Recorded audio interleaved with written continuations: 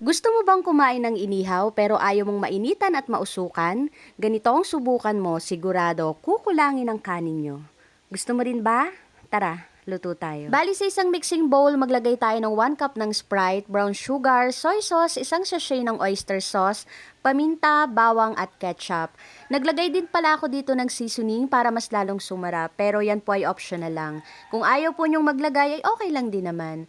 Haluin natin ito at maglagay tayo ng 2 tablespoon ng calamansi juice. At once na nailagay na natin lahat ng mga ingredients, haluin uli po natin ito. Then tikman nyo na rin kung okay na ba sa inyo yung lasa bago natin ilagay dito yung hiniwang liempo. Ito yung magandang paraan ng pagmamarinate ng mga karne. Yung uunahin nating timplahin yung pagmamarinatan kasi may adjust natin yung magiging lasa nito. So kung kulang pa sa alat, tamis o kung ano pa man ay pwede nating i-adjust or dagdagan. I-marinate po natin ito overnight para mas maging malasa, or kung nagmamadali po kayo, at least 1 hour na nakababad bago lutuin ay okay na. After ko nga itong i-marinate sa isang pan, maglagay tayo ng konting mantika, then prituhin ito hanggang sa magkaroon ng kulay na parang nasunog na part na parang sa inihaw.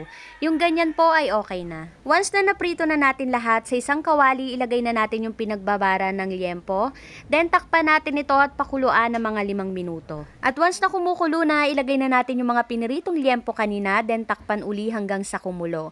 At pag kumukulo na, hinaan na natin yung kalan, then baligtarin para maging pantay yung pagkakaluto. Mga 2 beses ko palang binabaligtad yan, and every 10 minutes ko yun ginagawa. At makalipas nga ang ilang minuto, tignan nyo naman kung gaano kaganda yung pagkakaluto sa ating inihaw na liempo sa kawali. Promise, sobrang sarap nito at napakalambot ng ating karne.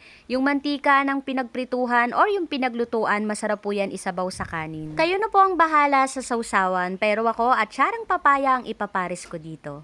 Gusto mo rin ba? Tara, kain tayo.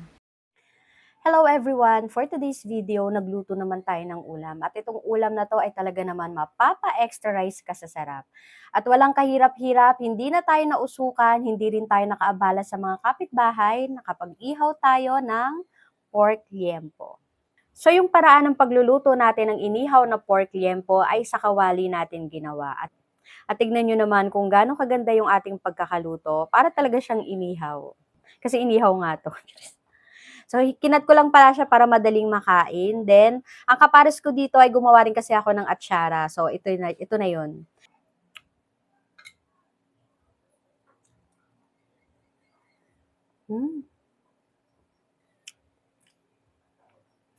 Sobrang sarap. At ang lambot ng ating karne.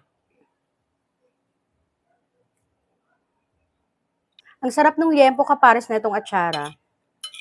Ang sarap ng pagkakagawa ko dito. Pinuri yung sarili.